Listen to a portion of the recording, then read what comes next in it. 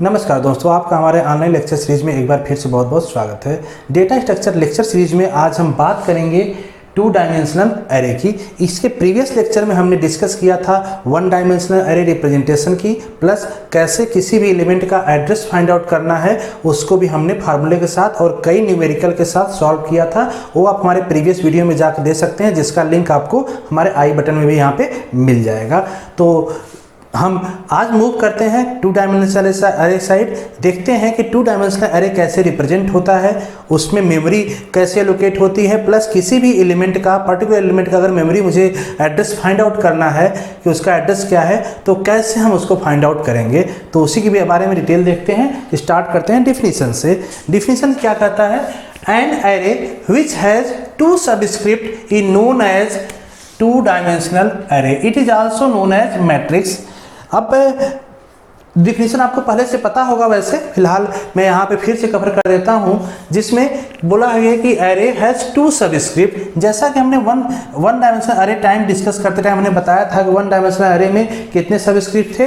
One subscript. यहाँ पे कितने हैं? To subscript. सबस्क्रिप्ट किसको कहते हैं? ये जो ब्रैकेट है, जितने नंबर्स आप ब्रैकेट में ब्रैकेट होंगे वो आपके सबस्क्रिप्ट काउंट होंगे। तो एक सबस्क्रिप्ट ये हो गया, दूसरा सबस्क्रिप्ट ये हो गया। इसीलिए इसको क्या कहा जा रहा है? To dimensional array. कैसे हम रिप्रेजेंट करते हैं? अगर प्रोग्रामिंग लैंग्वेज की बात करें तो सी लैंग्वेज में कुछ हम इस तरह से प्रेजेंट करते हैं, और वैसे इन जनरल अगर एरे मुझे कहीं बताना है तो हम सिंपली ऐसे भी लिख दें एरे नेम और उसके साथ उसकी साइज, तो समझ में आ जाएगा कि ये टू डायमेंशनल एरे ही है। साथ में इसको बोला गया कि आल्सो नोन एज मैट्रिक्स। अब मैट्रिक्स आप पढ़े होंगे, जब मैथमेटिक्स पढ़े होंगे तो वहाँ पे मैट्रिक्स का कंसेप्ट आया होगा। हमेशा मैट्रिक्स में कुछ नंबर्स ऑफ रो और कुछ नंबर्स ऑफ कॉलम होते हैं, जिसमें हम कोई डेटा या कोई वैल्यू फिल करते हैं। तो यहाँ पे टू डायमेंशनल एरे के कंसेप्ट में मैट्रिक्स भी आता है। मतलब मैट्रिक्स का अगर कोई प्रॉब्लम आपको सॉल्व करना है कंप्यूटर प्रोग्राम के थ्रू, तो वहाँ पे मैट्रिक्स का कंसेप्ट ही लाना पड़ेगा। तो टू डायमेंशनल एरे को हम मैट्रिक्स भी कह सकते हैं। तो कैसे हो रहा है देखिए। अब यहाँ पे जब मैट्रिक्स की बात आई, जाहिर सी बात है आपको वहाँ पे रो और कॉलम का कंसेप्ट आएगा। तो रो कॉलम किसको कहेंगे? अगर यहाँ पे कोई एरे इस तरह डिक्लेयर है, जो फर्स्ट सबस्क्रिप्ट है इसको हम कहते हैं रो, और जो सेकेंड वाला है इसको हम कहते हैं कॉलम। तो रो कॉलम इस तरह समझ में आएगा कि जो टू डायमेंशनल एरे बना उसमें टू रो और थ्री कॉलम है। या फिर मैट्रिक्स भी बना तो मैट्रिक्स हम कहते हैं कि मैट्रिक्स कितने बाई कितने का है, तो कह सकते हैं 2/3 का, मतलब 2 रो और 3 कॉलम उस मैट्रिक्स में है। अब अगर यहाँ पे एलिमेंट स्टोर कराना होता है तो सिंपली हम कुछ इस तरह से डेटा स्टोर करा सकते हैं। जैसे इंट A23 दिया, मतलब कि 2 रो और 3 कॉलम है। तो डेटा कैसे होगा? डेटा इस तरह से जाएगा 10, 20, 30। ए आपका पहला रो बता रहा है, रो 1, और ये आपका सेकेंड रो, और जो नंबर ऑफ वैल्यू है जैसे 1, 2, 3 एक कॉलम बता रहा है, 1, 2, 3 एक कॉलम बता रहा है। तो इस तरह से डेटा यहाँ पे इंसर्ट हो जाएगा। लुक लाइक कैसा होता है उसको हम आगे देखते हैं कि मेमोरी में कैसे रिप्रेजेंट होता है और मुझे कैसे रिप्रेजेंट करना होता है। Memory representation. When two-dimensional array get stored in computer memory, it cannot be stored as 2D way। अब यहाँ पे आपको समझना पड़ेगा कि कभी भी टू डायमेंशनल एरे जब हम मेमोरी में कंप्यूटर मेमोरी में स्टोर करते हैं तो वहाँ पे एक्चुअली में मैट्रिक्स फॉर्म में स्टोर नहीं होता। हमको विजुलाइज होता है मैट्रिक्स यहाँ पे, लेकिन एक्चुअली में वो जैसे वन डायमेंशनल एरे की वैल्यू स्टोर हो रहे थे लीनियर वे में, सिमिलरली वैसे ही स्टोर होता है। मतलब कि 2D वे में स्टोर नहीं होगा, it store only one dimensional way. जैसे वन डायमेंशनल वे में था लीनियर वे में, वैसे ही स्टोर होगा। तो कौन कौन से मेथड उसको स्टोर करने का? पहला है रो मेजर रिप्रेजेंटेशन और सेकेंड है column major representation. One by one इसको डिटेल में चलेंगे, क्योंकि ये दोनों काफ़ी इंपॉर्टेंट है और आपके कॉम्पिटिटिव एग्जाम में या सेमेस्टर एग्जाम में जनरली इसी से क्वेश्चन आता है, रो मेजर और कॉलम मेजर रिप्रेजेंटेशन से। तो अब देखिए समझते हैं मैट्रिक्स कैसे है। अब जो यहाँ पे मैट्रिक्स बना, जैसे मैंने बताया कि 2 रो और 3 कॉलम। अब देखिए यहाँ पे लिखा 2 रो 3 कॉलम, तो हम सिंपली 2 रो और 3 कॉलम का एक मैट्रिक्स बना लेंगे। देखिए अब यहाँ पे जो इस साइड शो कर रहा है ये आपका रो है और इधर कॉलम है, मतलब ये रो और ये कॉलम है। रो कितने हैं? 0, 1। हम स्टार्ट कहाँ से कर रहे हैं? 0 और 1 से। 2 हो जाएगा 1, 2, और यहाँ से 0, 1, 2 कितने हो जाएंगे? 3। तो ये 3 कॉलम हो गया। अब ये भी समझने वाली बात है, अगर कहीं पे आपको 8, 2, 3 ऐसे लिखा है तो वहाँ पे रिप्रेजेंटेशन बाय डिफॉल्ट कहाँ से स्टार्ट होगा? 0, 1, 2 से। अगर कहीं पे कुछ इस तरह से लिखा हुआ है A 1 2 कामा और 1 3। तो इसका मतलब क्या है कि हम स्टार्ट कहाँ से करेंगे, 1 से, और रो को भी और कॉलम को भी 1 से स्टार्ट करेंगे। ये डिफरेंट भी हो सकता है, मीन्स जरूरी नहीं है कि हम 0 से स्टार्ट करें, कहीं से भी स्टार्ट कर सकते हैं। कभी कभी प्रॉब्लम में या न्यूमेरिकल जब सॉल्व करते जाएंगे तो वहाँ पे कुछ इस फॉर्मेट में दिया होता है। अभी हम इसको आगे कराएंगे, न्यूमेरिकल भी इस पर कराएंगे तो और क्लियर हो जाएगा। फिलहाल हम लेके चलते हैं 0 से स्टार्ट कर रहे हैं इंडेक्स। रो में 0 1 2 रो हो गया, कॉलम में 0 1 2 3 कॉलम हो गया। वैल्यू स्टोर कैसे हो रहा है, देखिए फर्स्ट रो मैंने जो बताया रो, अगर यहाँ पे देखिए तो रो नंबर 0 है तो यहाँ पे 0 कर लेंगे, रो नंबर 1 है तो इसको हम रो नंबर 1 कर लेंगे। ये टोटल रो नंबर 1 में आएगा। और एक कॉलम 1, देखिए कॉलम 1 कॉलम 2 कॉलम 3, 1 2 और कॉलम 3 जाएगा। अगर इसके हिसाब से देखें तो यहाँ पे 0 हो जाएगा, 1 हो जाएगा, 2 हो जाएगा, 0 1 और 2। क्लियर हो रहा है। अब देखिए 0 रो में पहला 0 कॉलम 10 आ गया, फिर 0 रो में दूसरा कॉलम जो 1 पे कॉलम था यहाँ पे 1 1, यहाँ पे 20 आ गया, यहाँ पे 30 आ गया, ये 30 हो जाएगा यहाँ पे। इस तरह से 40 50 60 इस तरह से सारे रिप्रेजेंट हो जाएंगे किसमें, मैट्रिक्स में। अब लुक लाइक तो आपको मैट्रिक्स दिख रहा है, लेकिन जो मेजर बात थी यहाँ पे रो रिप्रेजेंटेशन और कॉलम मेजर रिप्रेजेंटेशन, ये कैसे होता है मेमोरी में। अब समझिएगा कि रो मेजर कैसे होगा। अगर हम रो मेजर ले रहे हैं, रो मेजर, तो इसमें देखिए रो कौन सा है, एक तो रो ए वाला है और दूसरा रो ए है। तो रो मेजर में क्या होगा कि इस रो को पहले मेमोरी में ले लेगा, उसके बाद जैसे ही रो फिल हो जाए मेमोरी में स्टोर हो जाए, उसके बाद कॉन्टिन्यूअस लोकेशन में इस रो को ले लेगा। मतलब कि इस तरह से एलिमेंट स्टोर करेगा। ध्यान दीजिएगा, यहाँ पर जाएगा 10 20 30, कौन सा रो हो गया, रो नंबर 0।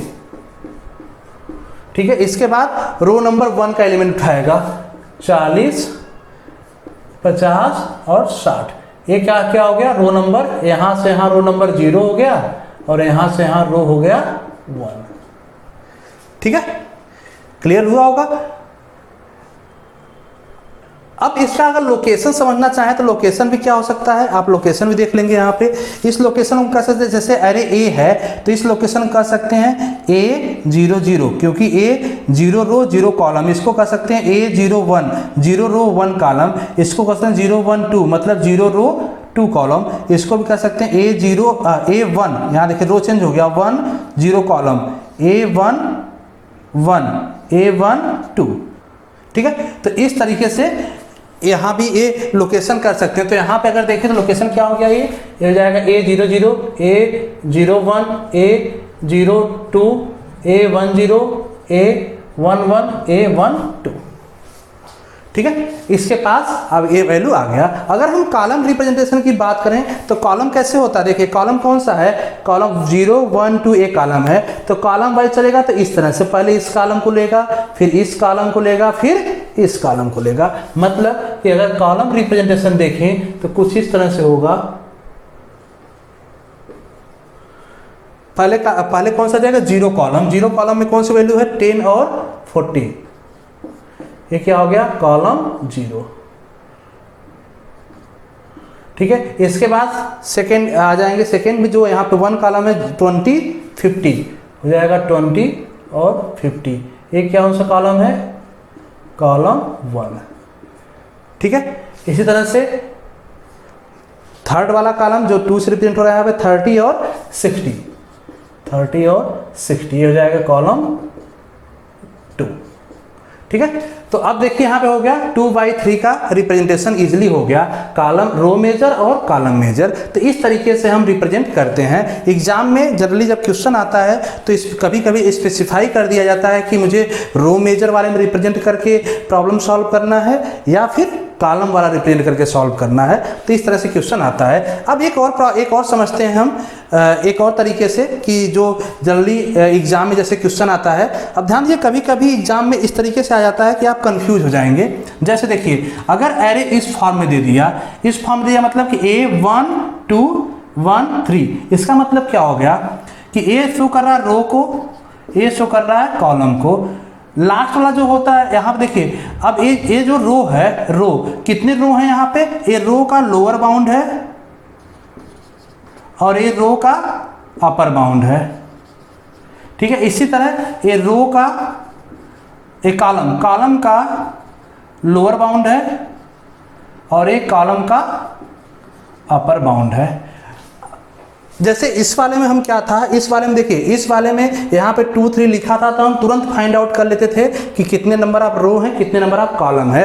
अब अगर इस टाइप से लिखा होगा तो यहाँ फार्मूला से कैलकुलेट करेंगे आप कितने नंबर ऑफ रो हैं, कितने नंबर ऑफ कॉलम है। क्या फार्मूला होता है, नंबर ऑफ रो निकालने के लिए हम निकालेंगे कि अपर bound minus lower bound plus 1, मतलब अपर बाउंड कितना देखिए 2 माइनस लोअर बाउंड कितना है 1, ये लोअर बाउंड है, प्लस 1 इक्वल टू कितना हो जाएगा 2।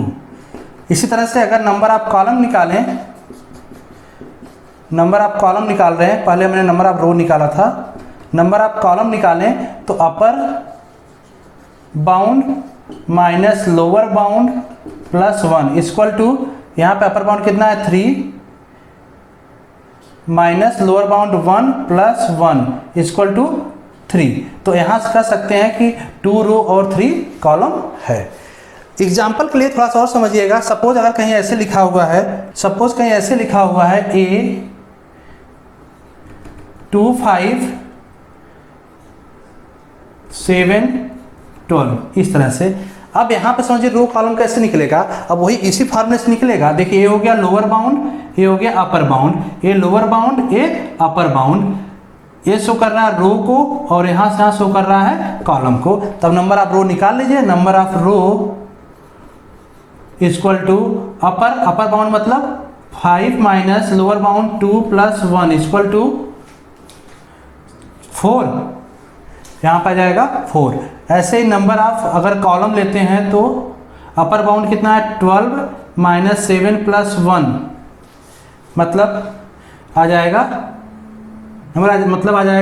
6 कॉलम। तो इसको कह सकते हैं कितना रो है, 4 रो है और 6 कॉलम है। ठीक है, तो इस तरह से इस फार्मूले से आप निकाल सकते हैं। अब चलिए इसको हम समझ लेते हैं जो एग्जाम्पल यहाँ पे दिया हुआ है। तो हमने इसमें फाइंड आउट कर लिया जो ये प्रॉब्लम था कि इसमें नंबर ऑफ रो और नंबर ऑफ कॉलम कितने हैं, नंबर ऑफ रो 2 है, नंबर ऑफ कॉलम 3 है। चलिए अब यहाँ पे देखिए, हमने जब रिप्रेजेंट किया यहाँ पे तो रिप्रेजेंट करते टाइम लोअर बाउंड क्या है, अगर रो को देखते हैं, ये रो है ना आपका और ये कॉलम है। 1 से मतलब लोअर बाउंड 1 से स्टार्ट करेंगे, तो हमने यहाँ पे किससे स्टार्ट किया 1 से और कहाँ तक गए 2 तक। ऐसे ही कॉलम के लिए 1 से स्टार्ट किया, कहाँ गया 3 तक, 1 से और 3 तक गया। इन दोनों में डिफरेंस भी समझ रहे होंगे आप। यहाँ पे हमने 0 से स्टार्ट किया था, रो और कॉलम दोनों का, यहाँ पे इसको लोअर बाउंड से स्टार्ट कर रहे हैं। ठीक है, अब इसमें रो रिप्रेजेंटेशन कैसे होगा, रो वाइज, जैसे हमने यहाँ पे किया अभी रो मेजर रिप्रेजेंटेशन में कैसे होगा, पहले हम इस रो को लेंगे, इसके बाद इस रो को लेंगे, 2 रो इस तरह से आ जाएगा। तो कैसे हो जाएगा, फर्स्ट रो में कितना है 10 20 30, इसको हम कह सकते हैं क्या है रो 1, क्योंकि यहाँ पे रो 1 लिखा हुआ है। दूसरा है तो इसके बाद सेकेंड रो ले लेंगे, कितना हो जाएगा 40 50 60, ये हो जाएगा रो 2। क्लियर है।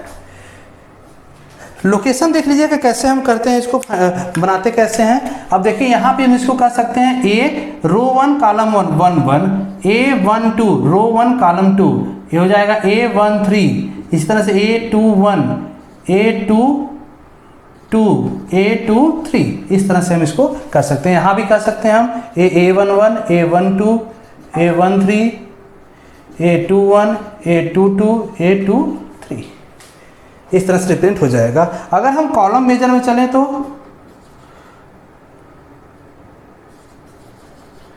कॉलम मेजर में कैसे होगा रिप्रेजेंट, देख लीजिएगा। कॉलम वाइज चलेगा, कॉलम वाइज मतलब कि पहले इस कॉलम को लेगा, फिर इस कॉलम को और फिर इस कॉलम को।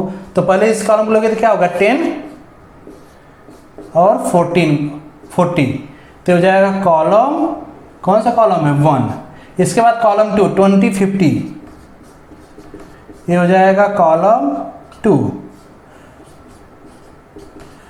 इस तरह से थर्ड वाला आ जाएगा 30 60, ये हो जाएगा आपका कॉलम 3।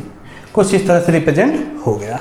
तो होप सो 2 डायमेंशनल का जो बेसिक कंसेप्ट था मेमोरी रिप्रेजेंटेशन का, ये समझ में आपको आ गया होगा। कोई डाउट हो तो कमेंट बॉक्स में क्वेश्चन कीजिएगा, उसका रिप्लाई जरूर दिया जाएगा। और नेक्स्ट लेक्चर में हम बात करेंगे इसी का फार्मूला जनरेट करते हुए कि किस फार्मूले से हम डायरेक्टली, अगर किसी एलिमेंट का मुझे बोला जाए कि इसका 2 डायमेंशनल एरे में एड्रेस क्या है, तो उसका डायरेक्टली एड्रेस वहाँ पे निकल के आ जाए। तो उसके लिए हम देखते हैं नेक्स्ट लेक्चर में, और